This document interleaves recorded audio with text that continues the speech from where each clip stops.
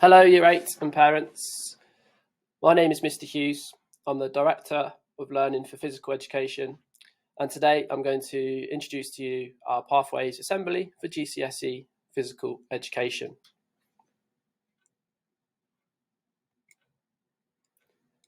This presentation has been broken into several sections.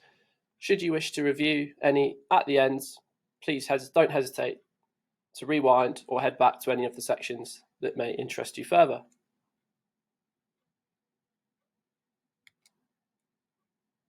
I'm going to start with an introduction video. This is to give students the insight into some of the knowledge that they may obtain on their GCSE in PE, and how the world of sport and sports science is being used in many various industries. Can run faster, jump higher and hit harder than ever before. Thanks in part to sport and exercise scientists who are using their understanding of physiology to optimise athletes' training, performance and recovery, and helping us live healthier lives through physical activity. Take Jamie. He works as the sports scientist for a professional football team. Jamie is helping the players stay injury-free by using sensors on the skin to gather data on muscle contractions and fatigue, and using these data to tailor players' training to maximise performance and minimise injuries. Then there's Victoria. She's investigating why athletes with spinal cord injuries seem prone to overheating. This is when our deep body temperature goes too high, increasing blood flow to the skin and putting greater strain on the heart. Below their injury, these athletes' bodies can't regulate temperature through usual methods like sweating. And the higher up the injury, the worse the problem is. With competitions like the Paralympic Games increasingly held in hot climates, this research could play a vital role in helping to prepare athletes and keep them safe. And it's not just athletes who benefit from sports and exercise science. It's also helping people with physiologically challenging jobs, like those working in extreme environments and the emergency services. Radica works with the fire service to measure the physiological impact of wearing protective equipment like respiratory devices. These units allow firefighters to work in hot, smoky conditions, but the extra load can place increased strain on the heart and decrease firefighters' capabilities. So Radica's research is being used to devise recommendations about how long firefighters should use such protective equipment. And what does sport and exercise science mean for the rest of us? Well, it's been said that if exercise were a pill, it would be one of the most impactful drugs ever invented. From improving patients' fitness prior to surgery to combating epidemics such as obesity and diabetes, sports and exercise scientists are showing us how physical activity can help us to live healthier lives for longer. But is occasional exercise enough? Recent research has uncovered something known as the active couch potato phenomenon. This describes people who are physically active but who still spend many uninterrupted hours sitting down. It turns out this can cause real problems for our bodily systems, with increased blood pressure, cholesterol, and risk of cardiovascular disease. So sports and exercise scientists have a big challenge to make sure we're moving more and staying healthy. By helping athletes, protecting workers, and pushing for greater public health, physiologists in sports and exercise science are using their knowledge for good everywhere. Now is a great time to get involved. Athletes today. So if that video has interested you in any way and opened your eyes perhaps to some of the career and vast opportunities out there from the first step in your journey, GCSE PE. So a question for you, Year 8, is why are you going to choose PE and sport? Does this sound like you? Are you driven to improve your own sporting performances? Are you interested in the science behind elite sport? Interested in how health can be beneficial or benefit from sport and exercise? You're not sure what, but you want to continue some sort of sport when you leave school, whether that be playing, officiating, or studying. Do you already take part at a high level, want to get better? Would you like to understand the global issues around sport, some of which we've seen in the video just now? This slide will give you an insight into the assessment overview and how at the end of year 11 your grade will be awarded. Grades are available in 9-1. And the assessment is in 3 parts. 2 exams, paper 1 on the human body and how that body responds and moves in different ways. And paper 2, the socio-cultural influences the society we live in, the barriers to sport.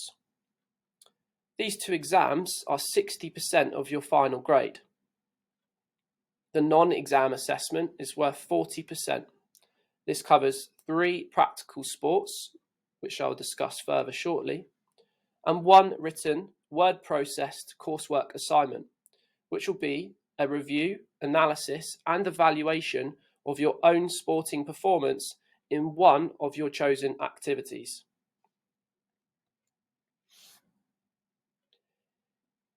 If so far, having listened to this presentation, you're thinking this is definitely for me, here's some considerations before you finalise PE as a selected subject.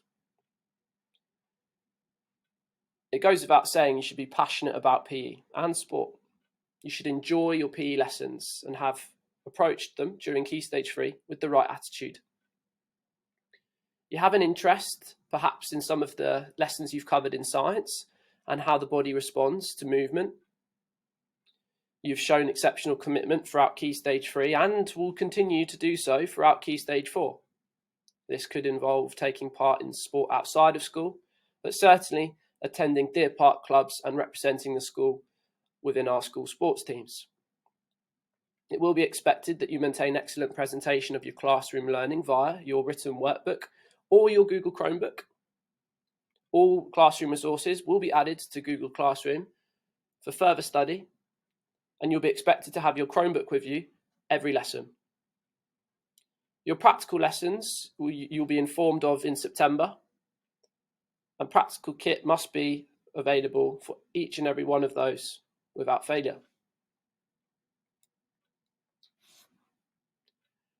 So your first step on that journey and you're achieving GCSE PE could take you into post-16 education courses such as A-level PE, which is one example at Barton Peveril College, with some fantastic sports facilities there also. And beyond college education, we have the higher education university degrees, some within our local area, such as Southampton and Chichester, but also further afield with fantastic sports facilities, again, around the country, Loughborough being one of our big sporting universities in the UK. Achieving a qualification in sport opens up so many doors.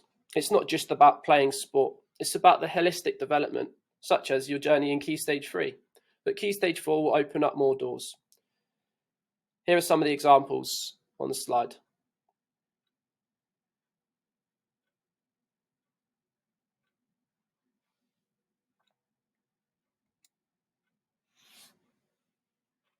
As we approach the end of this presentation, I thought I'd add some of the FAQs that we often hear from students, but also parents as well. Can I be assessed in a sport that we don't cover during our PE lessons? I have had questions about sailing, cycling and horse riding. And the answer is, first of all, come and speak to me, but yes, there are sports we can't do at school for obvious reasons. Should you be competing at a high level outside of school, please do let me know, and I'd be willing to check the list of sports provided by our exam body, who will be AQA. You would be required to provide video footage to evidence your skills and performance within such sports.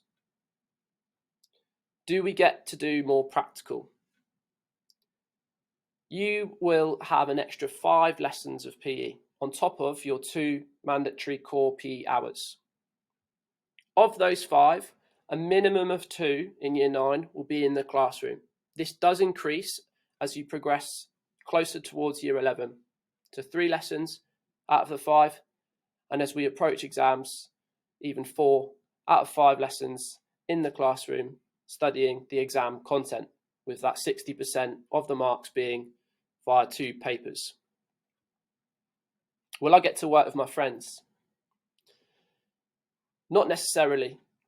For you to obtain the best marks, we will pair you in competition with those that we feel will challenge you, but also work well with you to provide us the evidence for you to obtain the best practical grades possible.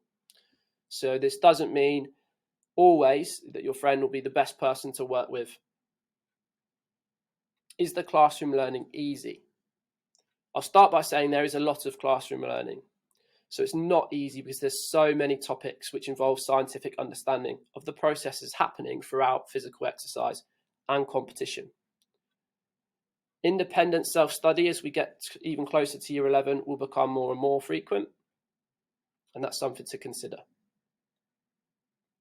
How many sports will I be assessed in? 3 sports. There must be 1 team, 1 individual, and your third sport can be either one of those, a team or individual sport.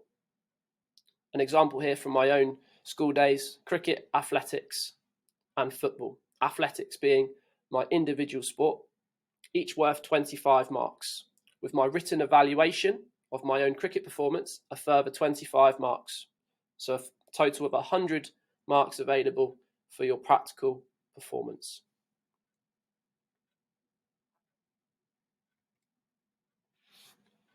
I do want to emphasise that it is a big change for year 8 when they move into year 9.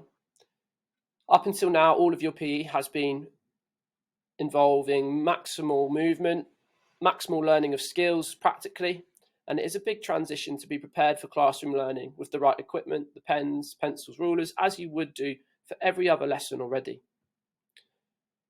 So please do revisit any slides that you're unfamiliar or want to revisit to double check any uncertainties, or alternatively, please email me at j.hughes@deerparksecondary.org, and thank you for watching.